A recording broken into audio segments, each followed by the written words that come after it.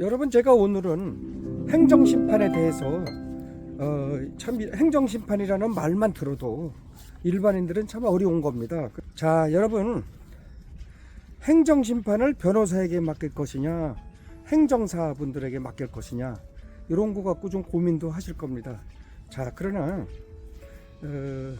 변호사를 먼저 예를 들어 보겠습니다. 변호사도 법원에서 판사나 검사, 또 뭐 검찰청에서 검사를 하고 법원에서 판사를 했던 경험이 있는 사람, 또 경험이 많은 사람이 변호사를 잘하죠. 그리고 정확하게 그 찝어내서 사건을 다 본질부터 깨뜨리고 이렇게 하거든요.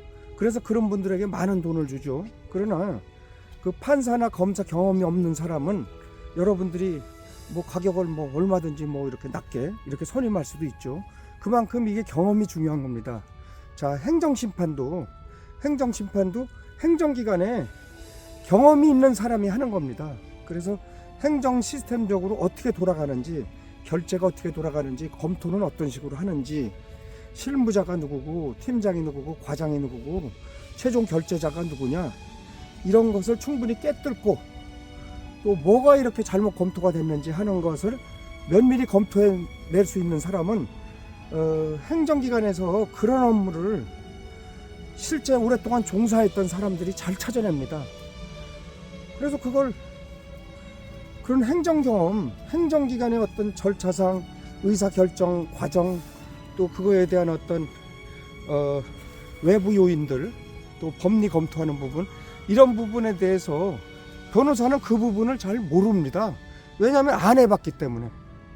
그래서 변호사를 선임하게 되면은 상당히 그런 부분을 다 이렇게 지적을 해줘야 되고, 또 그런 부분을 거의 관가하기 때문에 행정심판이 형식적으로 됐다, 이런 사람을 많이 봤습니다.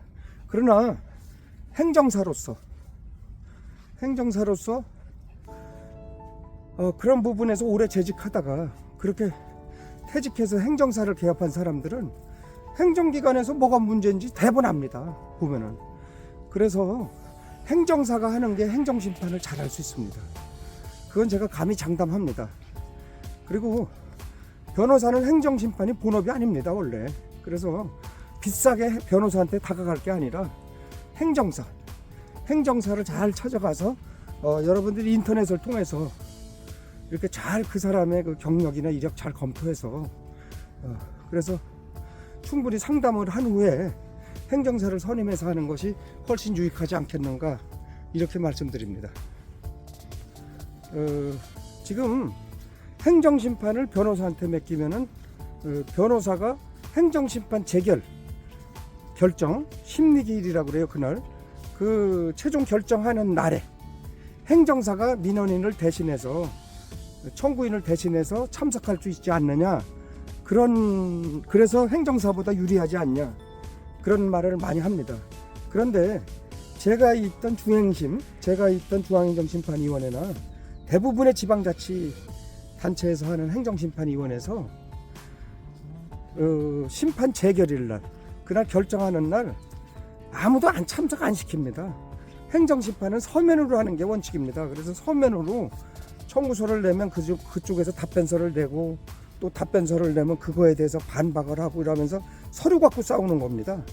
법원에서는 말로 싸우지만 행정심판에서는 서류 갖고 싸우는 거예요. 그래서 서류 작성을 누가 더 잘하고 얼마나 더 전곡을 찔러서 확실하게 그것을 반박할 수 있느냐, 이런 행정사가 필요한 겁니다. 그리고 변호사가 어차피 심리 재결을 결정하는 날 참석하지 못하기 때문에 변호사는 행정사는 똑같습니다. 거의 참석 안 시켜요. 참가 신청을 해도 참석 안 시켜요. 왜냐하면 시간 많이 가고 뭐 여러 가지 소리 들어봤자 별로 유익이 안 된다 하면은 그냥 아예 참가 신청 자체를 허가하지 않습니다. 여러분, 행정심판을 할 때 뭐 가처분 신청 이런 말씀 들어봤죠? 그래서 일단 집행하는 것을 정지시키고, 그 다음에 이제 끝날 때까지, 재판이나 행정심판 재결이 있을 때까지, 그때까지 유예시키는 겁니다. 만약에 내가 영업정지를 당했다, 3개월을 당했다, 그러면은 3개월 동안 집행정지를 신청하는 겁니다. 법원에 신청하는 거는 가처분 신청이고, 행정기관에 하는 거는 집행정지 신청을 하는 겁니다. 집행정지 결정 신청을 하는 겁니다. 자, 그래서 집행정지 결정 신청은 언제 해야 되느냐? 행정심판 청구서와 동시에 같이 내야 됩니다. 집행정지 신청서만 먼저 내는 거로 하면은 거기서 뭐를 보고 판단할 수가 없기 때문에 반드시 본안 청구, 행정심판 청구서와 집행정지 신청서를 같이 내야 된다.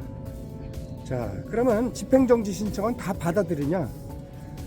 뭐 과징금을 부과했다든지 뭐 여러 가지 그 확정된 권리관계, 뭐 건축허가를 취소했다든지 뭐 이런 확정적으로 이거가 급하게 정지시킬 필요가 없다.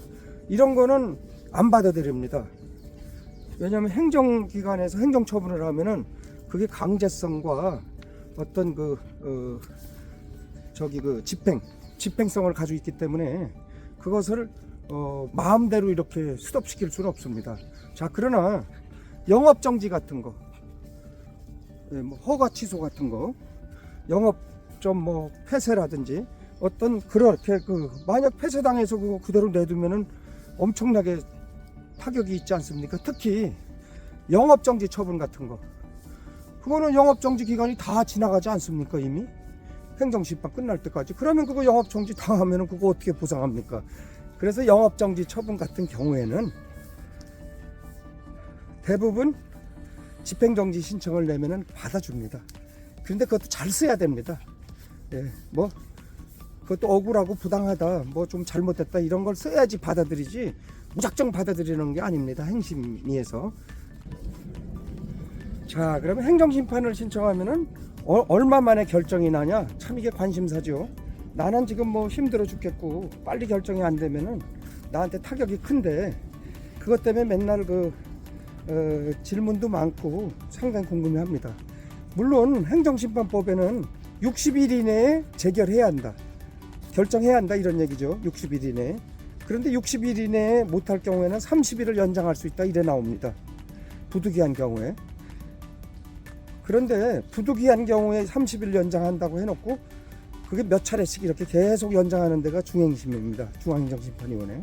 그래서 또 지방도 어떤 데는 뭐 한 5개월 이렇게 걸리는 데도 있습니다. 보통 한 2, 3개월 만에 결정이 돼야 되는데 그렇게 빨리 되지 않고 보통 한 3, 4개월 이 정도의 결정이 난다고 생각하면 됩니다. 이것은 뭐 공무원들이 60일 이내 또 뭐 늦어도 90일 이내 이런 게 어떤 강행 규정이 아니고 그냥 해야 한다 해도 그거에 대한 뭐 징계 처분이나 뭐 이런 규정이 없기 때문에 뭐 그때그때 그냥 사건이 많아서 밀려서 그렇다 하면서 그런 거 별로 중요하게 생각 안 하는 것 같습니다. 자, 그러면 여러분 행정심판 청구서 작성하는 게 가장 중요하지 않겠어요? 그 행정심판 청구서 작성은 워낙 그 부분은 중요한 문제이기 때문에 다음 시간에 얘기하기로 하고, 오늘은 먼저 행정심판에서 가장 중요한 사실관계 먼저 말씀드리겠습니다. 이 사실관계를 상대방한테, 특히 이제 의원들한테, 행정심판 의원들한테 사실관계를 명확하게 이해시키는 것이 가장 중요합니다. 우리가 뭐가 제일 중요합니까? 누구하고 대화할 때도 내 말을 정확하게 이해하고 잘 듣고 있는가, 그게 본질 아닙니까? 그래서 행정심판 의원들이 봤을 때 이 사건이 처음부터 쭉 일어난 순서대로 이렇게 기재를 하는데 군더더기 없이 사실관계만을 명확하게 다 입증이 돼야 돼요. 사실관계는 입증이 되는 사실관계를 간단하면서도 명료하게, 그리고 그것만 이렇게 읽어보면 이 사건이 이런 사건이구나, 그거를 아는 게 사실관계입니다. 그래서 사실관계는 정말 그것을 잘 작성하는 사람만이 행정심판을 이길 수 있습니다. 그래서 사실관계는 우선 개인적인 감정이 거기에 가미가 되면은 그거는 이제 마이너스가 됩니다. 그래서 사실관계만 그냥 쭉 순서대로 이루어진 과정과 절차를 거기다 기재하면 됩니다. 자, 그 다음에 이제 거기에서 이제 그 다음에 사실관계에서 이제 뽑아내서 양 당사자 간에 그런 쟁점이 뭐냐 하는 것도 거기서 끄집어내야 되고, 그 다음에 이제 그거에 대해서 청구인의 주장과 피청구인의 주장에 어떤 차이가 있는가, 그게 쟁점을 먼저 기재를 한 다음에 이제 입법 부당한 사항을 이제 마지막에 정리를 해야 되겠죠.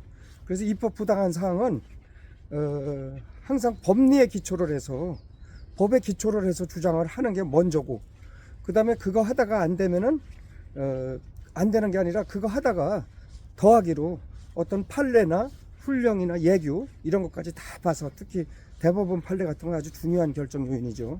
그래서 대법원 판례도 잘 검색해서 그 부분을 거기다가 잘 적용해서 이렇게 하면은 승률을 높일 수 있다. 저는 그렇게 생각합니다. 오늘은 여기까지 그냥 마치고 또 다음 시간에 여러분들에게 얘기하도록 하겠습니다. 감사합니다.